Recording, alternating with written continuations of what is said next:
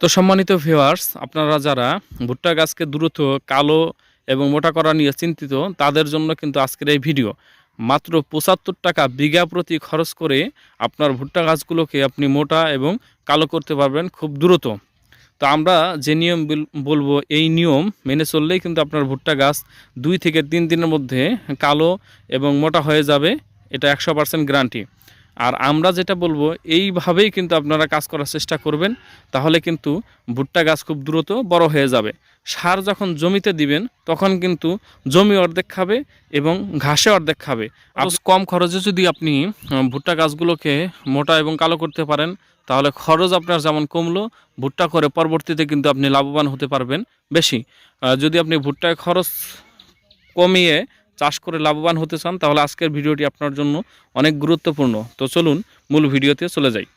আসসালামু আলাইকুম সম্মানিত ভিউয়ার্স, সকলেই কেমন আছেন? আশা করি সকলে অনেক ভালো আছেন। আমাদের নতুন আরেকটি ভিডিওতে আপনাদের সবাইকে স্বাগতম। আর আজকের ভিডিওটি হচ্ছে আপনাদের কমেন্টের উপরে নির্ভর করে। আজকের ভিডিওটি অবশ্যই অনেক গুরুত্বপূর্ণ এবং অনেকটাই ভ্যালুয়েবল একটা ভিডিও। আপনারা অনেকেই কমেন্ট করেছেন সারের দাম বেশি বা কিভাবে কম খরচে খুব দ্রুত ভুট্টা গাছকে কালো এবং মোটা করা যায় সে বিষয়ে। সম্মানিত ভিউয়ার্স, আপনারা যারা আমার নিয়মিত ভিডিও দেখেন তারা অনেকেই দেখেছেন, গত কয়েকদিন আগে আমরা দিয়েছি ভুট্টা গাছ কীভাবে কালো করতে হয়, ওটা কম খরচে। এবং তার আগে দেখিয়েছি কিভাবে আপনার ভুট্টা গাছগুলোকে দ্রুত বৃদ্ধি করবেন, মোটা করবেন, কালো করবেন সে বিষয়।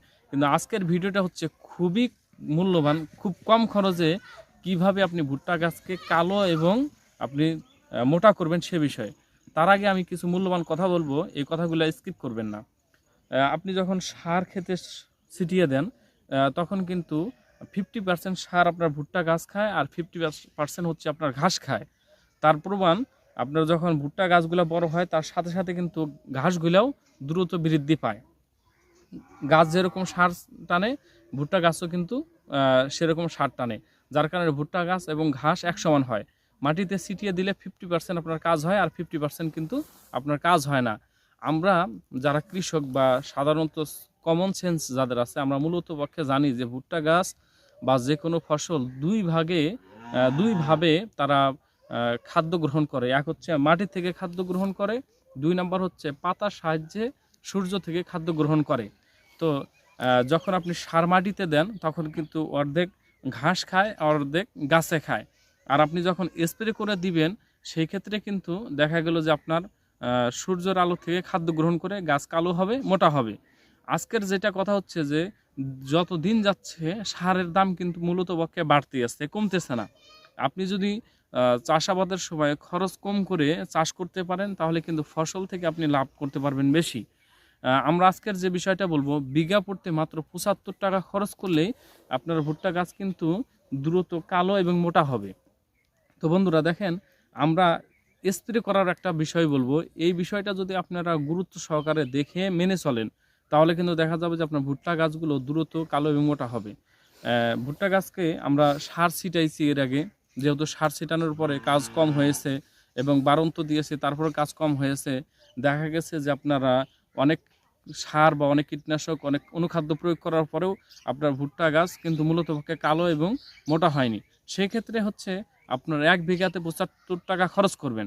সেটা হলো যে আপনি 250 গ্রাম ইউরিয়া সার নেবেন এবং 1 কেজি ম্যাগনেসিয়াম সার নেবেন। ইউরিয়া সারটা রাতের বেলা ভিজিয়ে রাখবেন, রাখার পরে সকালবেলা ম্যাগনেসিয়ামটা ভিজাবেন 1 থেকে 1.5 ঘন্টা। যখন দেখবেন যে একদম গলে গিয়েছে, তখন কিন্তু আপনারা বিঘা প্রতি 1 কেজি ইউরিয়া সার এবং 250 গ্রাম ইউরিয়া সার আপনারা স্প্রে করে দিবেন। দেখবেন 2 থেকে 3 দিনেই ভুট্টা গাছ কিন্তু কালো এবং মোটা হয়ে গেছে ইনশাআল্লাহ। এখানে যেমন আপনার খরচটাও কমে গেল এবং এখানে কিন্তু আপনার লেবার খরচটা কম লাগলো। এইভাবে যদি আপনি ফসলে খরচ কমিয়ে চাষ করতে পারেন, তাহলে কিন্তু আপনি লাভবান হতে পারবেন। আর ইউরিয়া সার যদি আপনি মাটিতে দেন, তখন কিন্তু অর্ধেক, আমি আগেই বলে দিলাম যে গাছ খাবে আর অর্ধেক ঘাস খাবে, যার কারণে ভুট্টা গাছে খেতে কিন্তু ঘাসের পরিমাণটা অনেক বেশি হয়। আর যে ঘাসটা দ্রুত বৃদ্ধি হয়, এটা কিন্তু হাওয়া খেয়ে হয় না, ওই আপনি যে সার প্রয়োগ করেন সেটার থেকে। আর আপনি যদি স্প্রে করে দেন, তাহলে ৭৫ টাকা খরচ করেই আপনার ভুট্টা গাছগুলো দ্রুত মোটা এবং কালো হয়ে যাবে।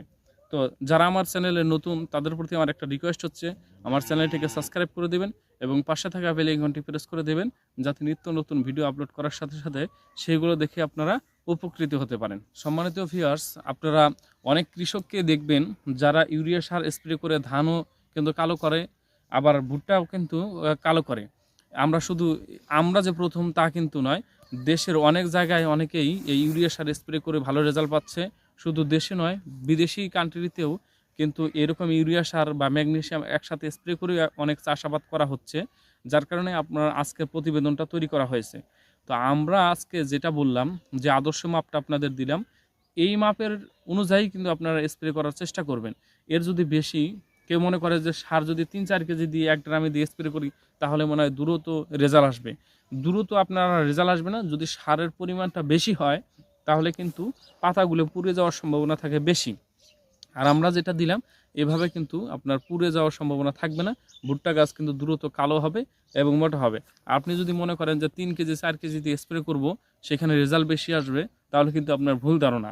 আপনাকে আমরা যেটা বলেছি, 1 কেজি ম্যাগনেসিয়াম দিবেন এবং 250 গ্রাম হচ্ছে ইউরিয়া সার মিক্স করে আপনারা স্প্রে করবেন। এইটাই আপনাদের জন্য পারফেক্ট হবে। এর বেশি দিলে গাছের পাতা কিন্তু মরে যাবে। এখানে কিন্তু সতর্কতা অবলম্বন করে অবশ্যই স্প্রে করবেন, না হলে কিন্তু উপকারের থেকে ক্ষতিটাই আপনাদের বেশি হবে।